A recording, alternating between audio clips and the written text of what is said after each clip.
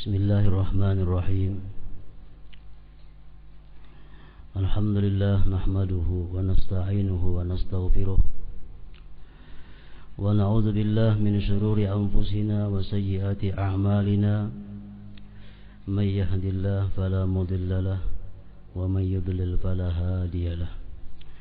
Ashhadu an la ilaha illallah wahdahu la syarika lahu wa ashhadu anna sayyidana Muhammadan abduhu wa rasuluh. Allahumma salli wa sallim wa barik ala sayyidina Muhammad wa ala alihi wa sahbihi wa man tabi'a hudah, amma ba'd. Yang kita hormati dan kita cintai para habaib dan para syaraib. Juga kita hormati dan kita cintai para alim ulama, guru-guru agama, para muhibbin, hadirin hadirat rahimakumullah. Puji syukur selalu kita haturkan kehadirat Allah Subhanahu wa taala atas anugerah nikmat karunia yang diberikan selalu kepada kita sehingga kita dapat kembali berkumpul bersama-sama di majelis yang penuh berkah ini.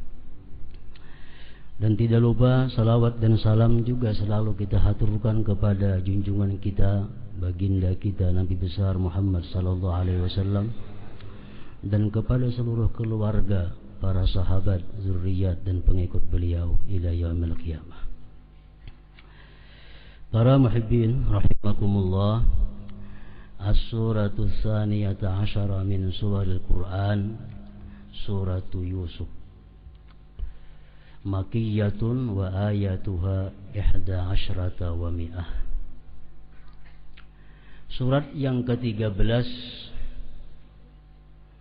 surat yang ke-12, yang ke-12 daripada surah-surah Al-Quran, yaitu surat Yusuf.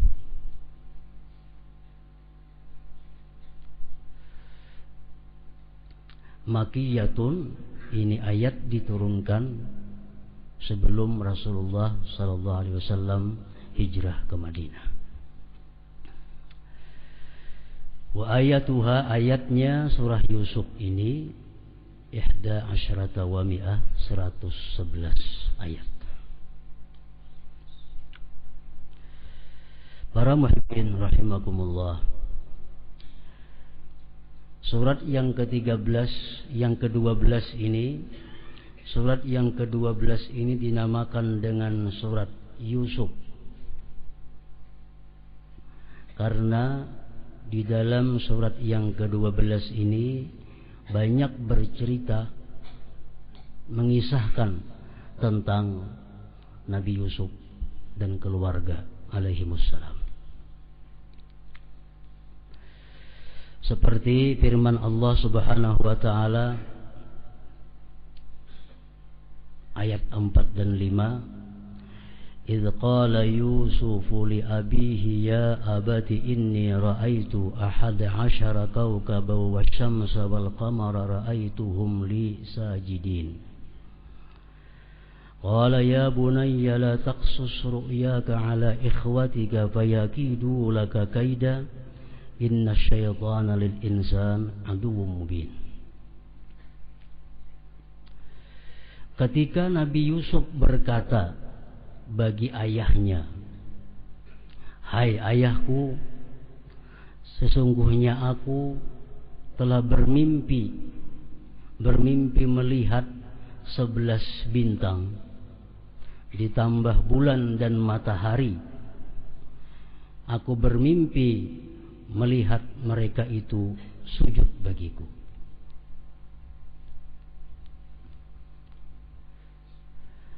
Kemudian yang ayah berkata, qala ya bunayya la taqsus ru'yaka, hai anakku, jangan engkau ceritakan, jangan engkau kisahkan mimpi engkau itu atas saudara-saudara engkau.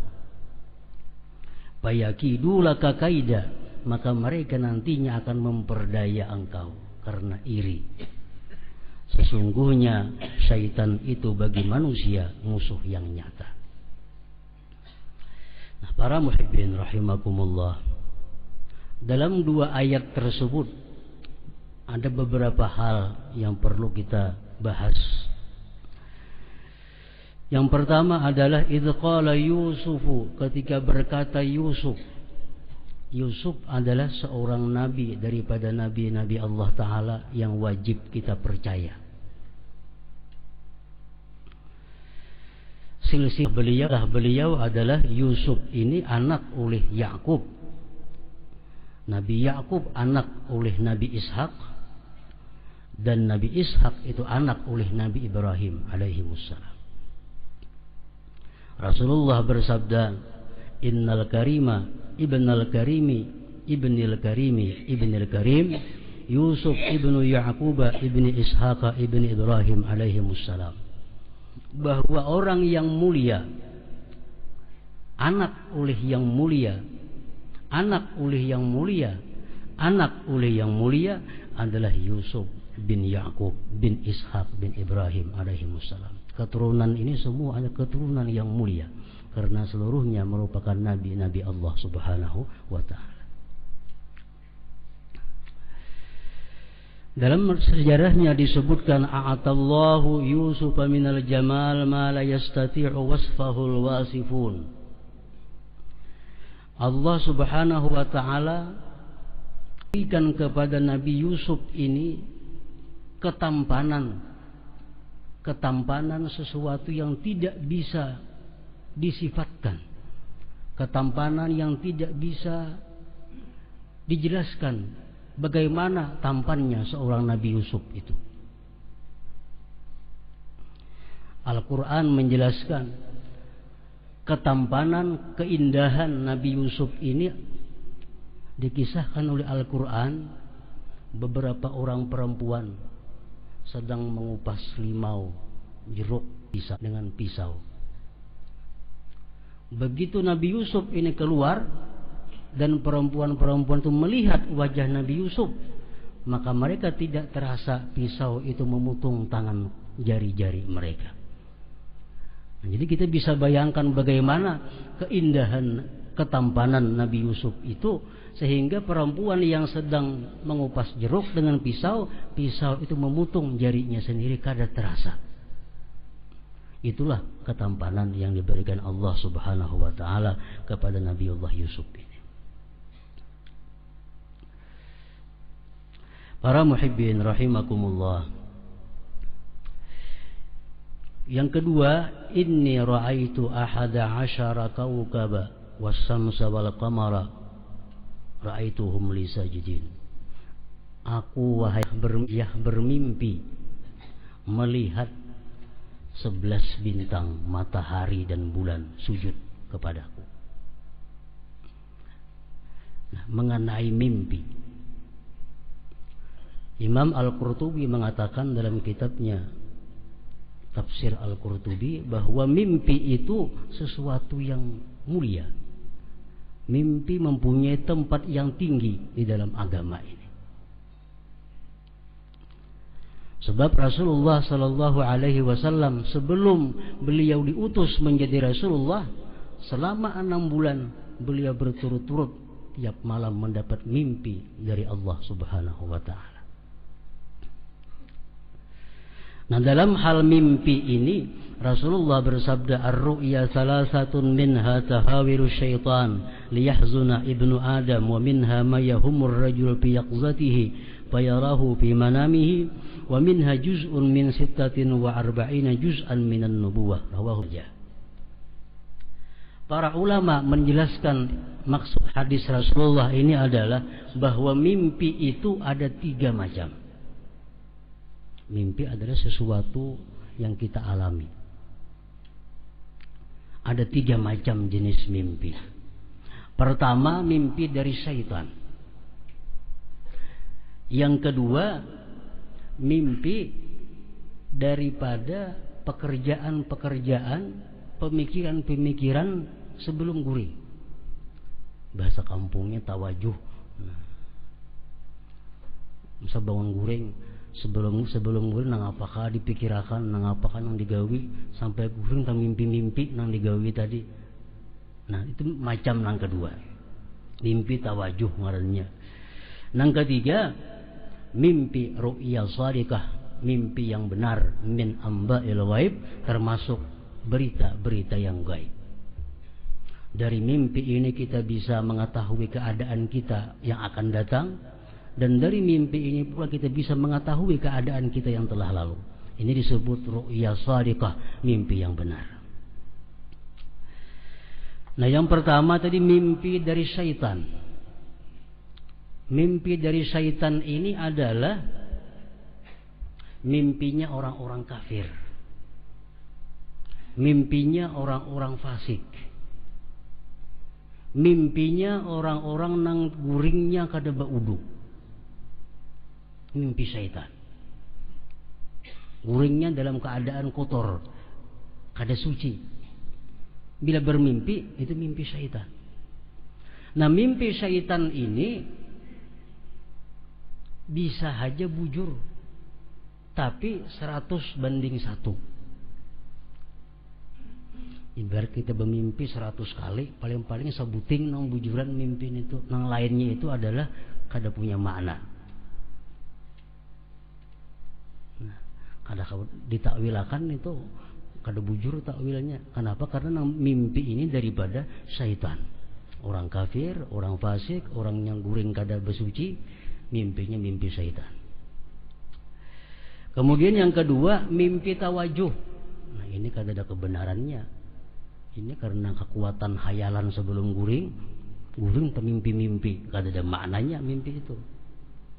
Nah, yang ketiga inilah mimpi yang mulia di dalam agama Islam, disebut ru'ya shadiqah, disebut 6 juzuk daripada 46 juzuk kenabian.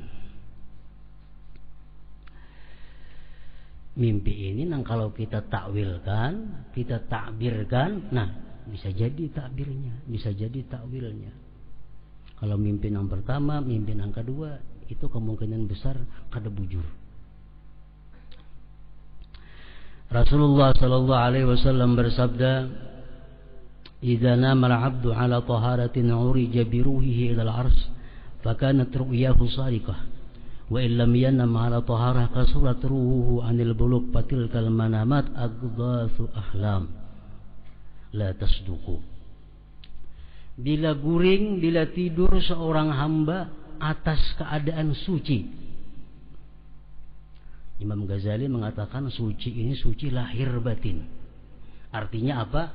Kita sebelum guring suci daripada najis dan suci daripada dosa. Artinya tobat sebelum guring itu.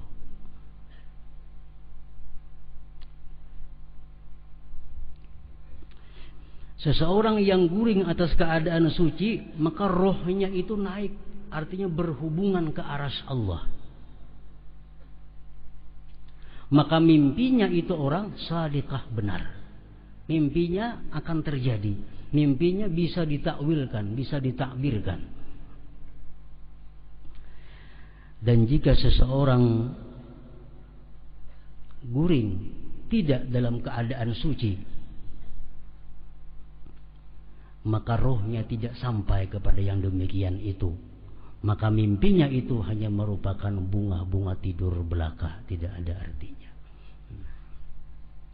Jadi kalau kita bermimpi, guringnya berwudu, sebelum guringnya tobat, guring, memimpi.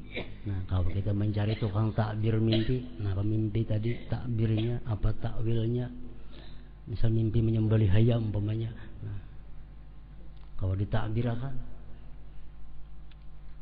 kalau kita guring kada berwudu, kalau saya dikisahkan mimpinya.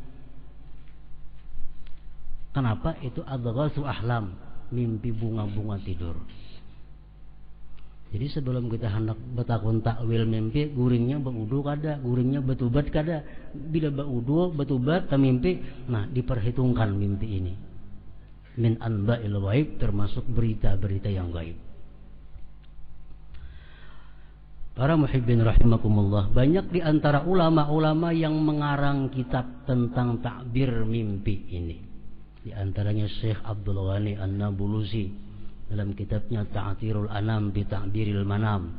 Nah, ada lagi Syekh Ibnu Sirin ahli takbir mimpi. Beliau ada mengarang kitab tentang takbir mimpi. Ada lagi Kamaluddin Ad-Damiri, beliau mengarang takbir mimpi khusus mengenai mimpi binatang. Jadi kalau kita bermimpi, guringnya yang demikian tadi, kawa dicari di dalam takbirnya itu. Ada maknanya. Disebutkan dalam kitab itu, andai kata kita guring dalam keadaan suci bersih, guring, kita mimpi berwudu. Bila kita mimpi berwudu sampai tuntung, berarti cita-cita kita tercapai. Ada ngihan apa yang kita angan-angan itu akan terjadi. Bila berwudunya kada tuntung, kada bakal terjadi. Ulama ada menafsirkan demikian. Orang bermimpi minum susu. Kalau susunya itu susu unta, berarti dia tidak berapa lama lagi akan dapat harta, dapat ilmu rahasia. Itu guringnya guring yang baik nih, guring yang bersih. Mimpi minum susu unta, nah ada harapan, dapat harta dapat ilmu. Kalau guring mimpi minum susu sapi, ini pertanda tahun yang dihadapi ini adalah tahun kemakmuran bagi yang minum susu itu. Minum susu sapi. Kalau yang diminum dalam mimpi itu susu kambing, nah ini orang akan dapat harta, dapat ilmu, dapat kegembiraan, dapat kebaikan yang banyak. Tapi kalau dalam mimpinya minum susu binatang liar, susu banting umpamanya, nah ini orang menandakan ada kerusakan dalam agamanya. Nah, takwil mimpi macam itu bisa ditakwilkan kalau guringnya tadi dalam keadaan baik, dalam keadaan bersih dan suci.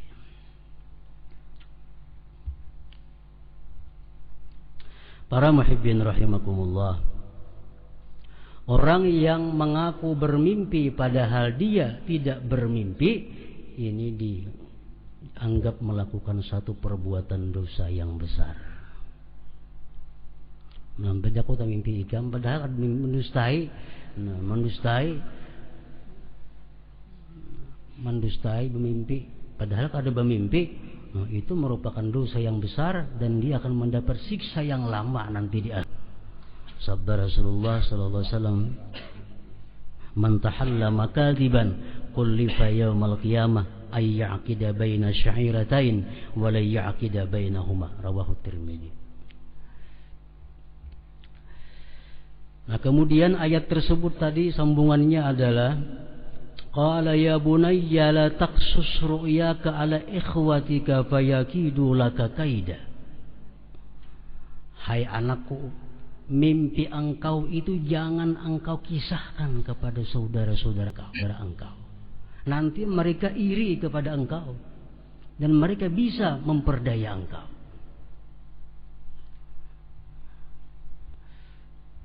Keluarga Nabi Yakub ini keluarga yang ahli dalam takbir mimpi.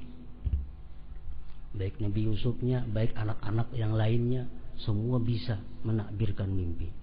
Jadi kalau dikisahkan mimpi itu kepada dangsanak Nabi Yusuf, mereka tahu ini Yusuf bakal orang hebat nantinya karena bermimpi melihat matahari sujud, bulan sujud, bintang sujud. Nah, jadi jangan dikisahkan mimpi itu kepada saudara engkau. Nah, demikian pula para muhibbin rahimakumullah, Rasulullah sallallahu alaihi wasallam bersabda, "Fala tuhadditsu biha illa 'aqilan aw muhibban aw nasiha." Akhrajahu Tirmidzi. Kalau kita bermimpi yang baik, jangan dikisahkan mimpi itu kecuali kepada orang yang alim, yang ahli takbir mimpi. Yang kedua, orang yang cinta kepada engkau dan orang yang suka memberikan nasihat kepada engkau. Nah, jadi mimpi jangan sembarang kisahkan. Karena kalau kita kisahkan kepada orang yang kada senang lawan kita, akan timbul mudaratnya, akan timbul kerusakannya kaina. Nah, jadi keluarga Nabi Yakub tadi, orang-orang yang ahli takbir mimpi, akhirnya mimpi Nabi Yusuf ini terbongkar juga, karena diceritakan oleh istri Nabi Yakub kepada dang sanak nang lain.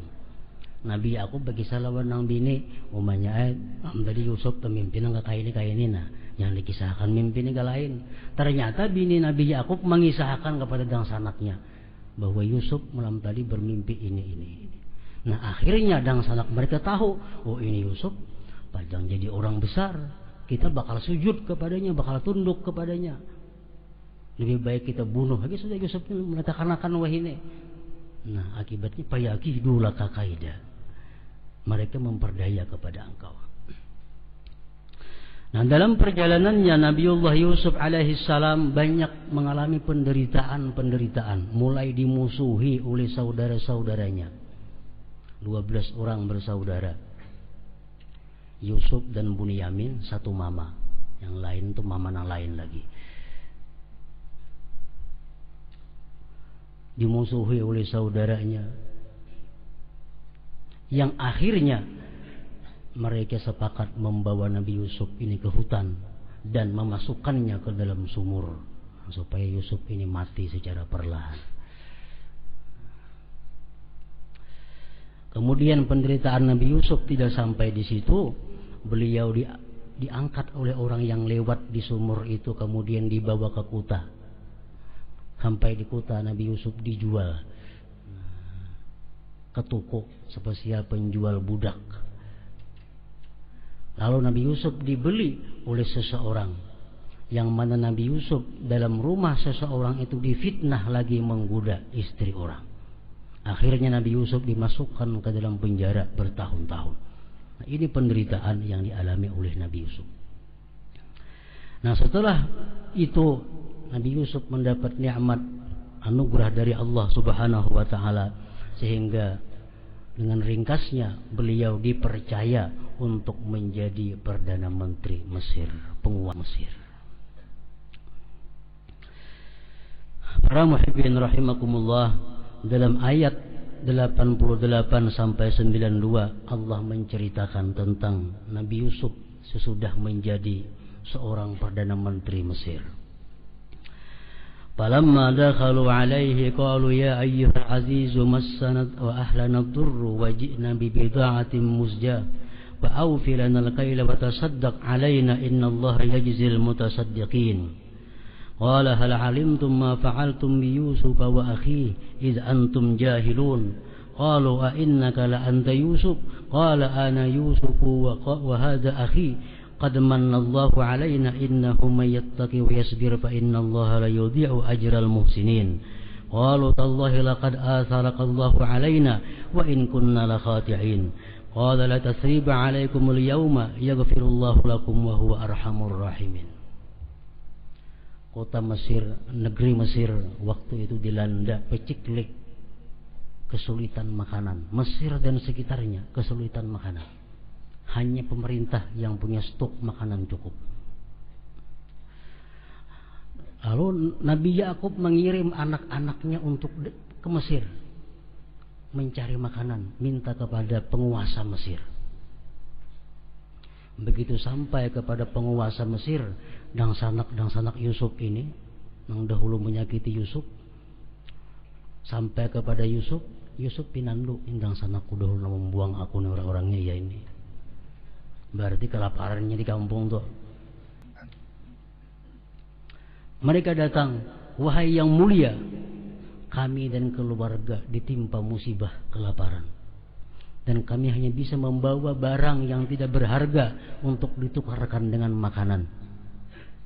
Bersedekahlah engkau kepada kami, Allah membalas orang-orang yang bersedekah itu, kata saudara Yusuf tadi. Lalu ujar Nabi Yusuf, hal alimtum ma fa'altum bi Yusuf wa akhi? Adakah kalian ingat apa yang kalian perbuat dahulu dengan Yusuf dan saudaranya ketika kalian masih jahil waktu itu? Qalu a innaka la anta Yusuf? Apakah engkau ini iya Yusuf kah orangnya? Qala Yusuf menjawab, ana Yusuf, aku adalah Yusuf. Wa hadha akhi, dan ini saudaraku Bunyamin. Allah telah memberikan nikmat kepada kami, barang siapa yang takwa kepada Allah dan bersabar, Allah tidak akan menyia-nyiakan pahala orang yang berbuat kebaikan itu. Nah, kemudian mereka menjawab lagi, demi Allah, Allah telah memenangkan engkau, hai Yusuf, daripada kami. Sesungguhnya kami berbuat salah kepada engkau. Nabi Yusuf berkata, la tasriba alaikumul yaum. Tidak ada celak mencelak lagi pada hari ini. Lupakan kisah yang lalu, artinya yaghfirullahu lakum, semoga Allah mengampuni bagi kamu, wa huwa arhamur rahimin. Nah, dari ayat-ayat ini disimpulkan akhlak Nabi Yusuf, bahwa beliau adalah bukan orang yang hakut, bukan orang yang pendendam. Beliau orang yang pemaaf. Begitu saudaranya minta maaf, Yusuf mengatakan, la tasriba alaikum al-yaum. Sekarang tidak ada lagi celah-celahan. Semoga Allah mengampuni dosa kalian. Menunjukkan bahwa Yusuf alaihissalam seorang pemaaf, bukan seorang yang pendendam. Nah, para muhibbin rahimakumullah, sifat dendam ini ada dalam diri kita. Tinggal kita apakah bisa menguranginya, bahkan menghilangkannya, atau kada mampu menghilangkannya. Sifat dendam ini merupakan sifat yang membinasakan kita. Sebagaimana lawannya sifat pemaaf adalah sifat yang meninggikan derajat kita di sisi Allah Subhanahu wa taala. Rasulullah sallallahu alaihi wasallam bersabda, al-mu'min laisa bihaqud. Orang mukmin itu tidak pendendam. Orang beriman kadang mau ada sifat dendam dalam hatinya. Dendam ini artinya adalah marah yang tersimpan di dalam hati. Marah nang kada sampat tak ungkapakan, marah nang kada sampat tabalas, dendam. Nah, sifat dendam ini, ujar Imam Ghazali mengatakan, kalau ada dalam hati kita sifat dendam, itu akan banyak membawa kepada sifat-sifat tercela lainnya. Pertama apa?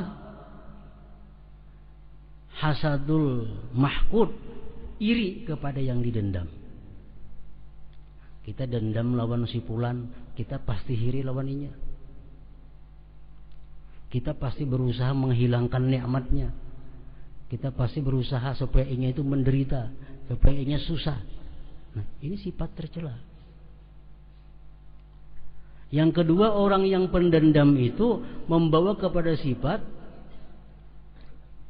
tasmitul mahqud. Dia gembira kalau orang yang didendam itu dapat musibah. Padahal ini bertentangan dengan sifat seorang mukmin. Kita dendam lawan fulan, terabas sepeda motornya, suka kita tuh. Kehilangan kayaknya, suka. Kenapa? Karena kita ada dendam lawan inya. Selalu gembira kalau yang didendam itu dapat bala, dapat musibah. Nah, itu pun bertentangan dengan perilaku seorang yang beriman.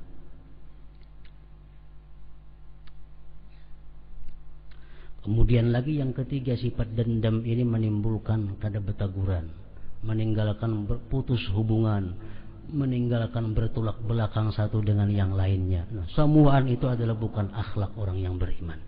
Makanya Rasulullah mengatakan, al-mu'min laisa bihaqud. Orang mukmin tidak bisa dendam.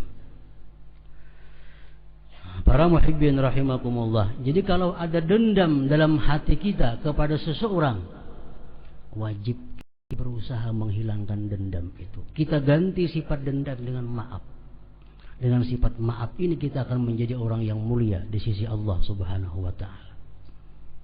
Jadi wajib fardu ain, kata Imam Ghazali, kita mengobati dendam ini supaya hilang. Itu bekas menipu aku dulu.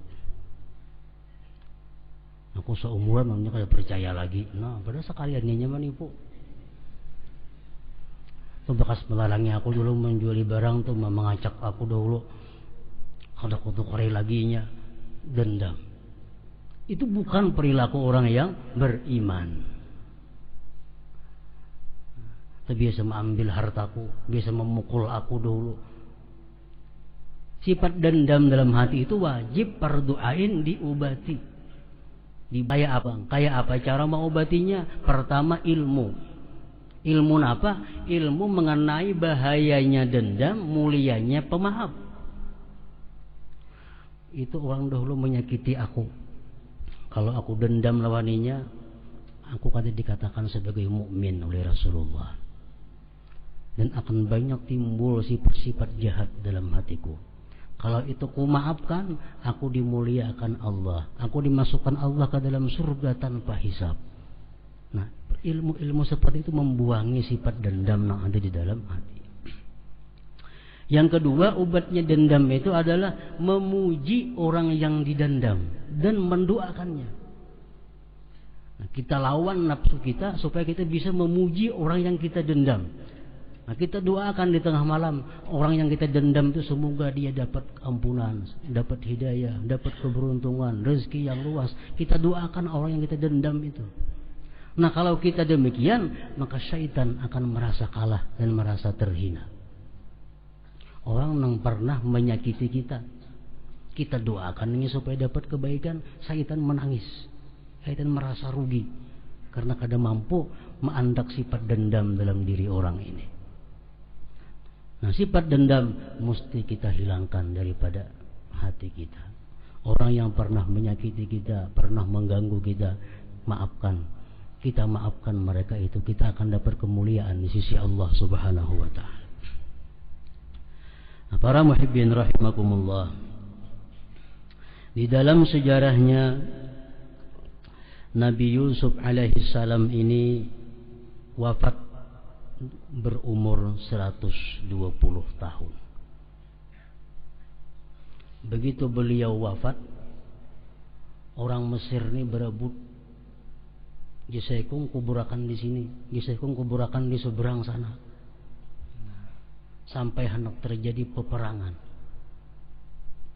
Akhirnya satu kesimpulan, dibuat peti dari marmer, dimasukkan Nabi Yusuf ke situ dan diletakkan di tengah-tengah sungai Nil supaya orang Mesir seluruhnya dapat berkah Nabi Yusuf alaihissalam. Nah, begitu Nabi Musa datang pada masa yang berikutnya, Nabi Musa memindahkan jasad Nabi Yusuf dan dibawa ke Kan'an, ke negeri asalnya Nabi Yusuf itu.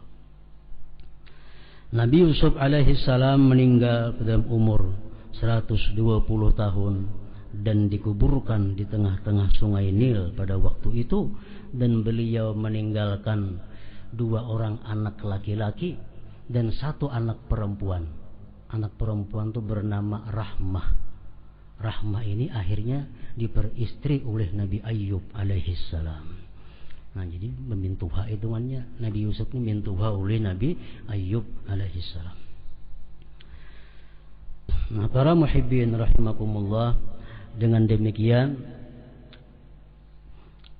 maka hendaklah kita dapat mencontoh akhlak dan perilaku Nabi Yusuf alaihissalam tadi, dengan menghilangkan dendam di antara sesama kita dan saling memaafkan di antara kita terhadap kesalahan-kesalahan yang telah lalu.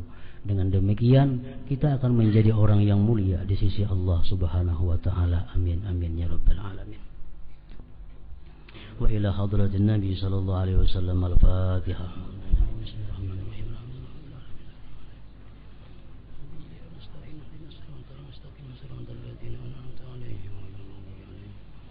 فيا أيها الراجون منه شفاعة صلوا عليه وسلموا تسليما اللهم صل وسلم وبارك عليه.